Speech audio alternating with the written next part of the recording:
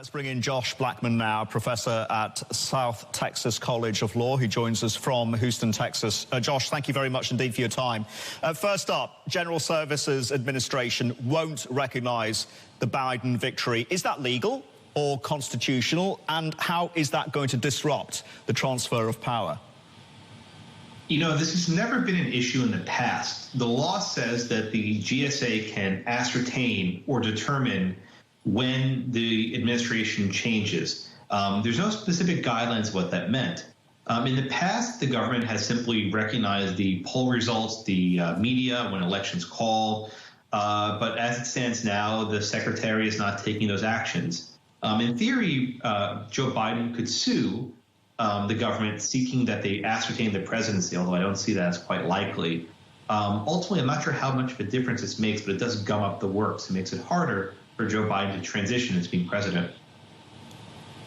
Does Attorney General Barr's order to federal, and I emphasize the word federal, prosecutors to investigate allegations of voting irregularities mean that the matter could end up in the Supreme Court? Well, I think you're referring to Attorney General Barr, who announced that there were some ongoing investigations. To be frank, we don't know what these investigations are.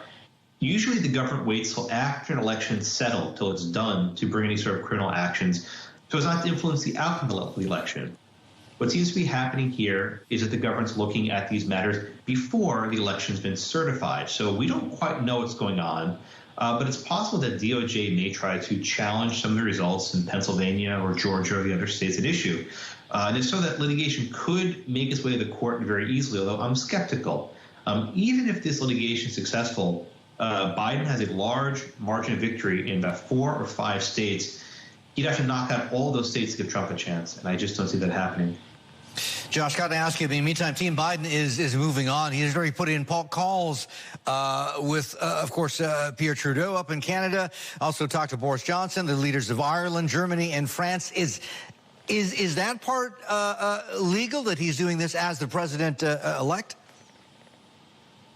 You know, the title of president-elect is not a real thing, right? It's just something we say. But historically, after a person has secured the presidency, more or less, he's begun to engage in phone calls and diplomacy. You might remember that President Trump's administration began calling Russia, began calling Ukraine. They got in trouble for that. Michael Flynn had some discussions with Russia during the transition that resulted in serious allegations. But, you know, let me put this a little in simpler terms. It doesn't really matter what President Trump does at this point. On January 20th, Chief Justice John Roberts will swear in Joe Biden, and he'll be president. Trump can kick, he can scream, he can stay home, he can skip the inauguration.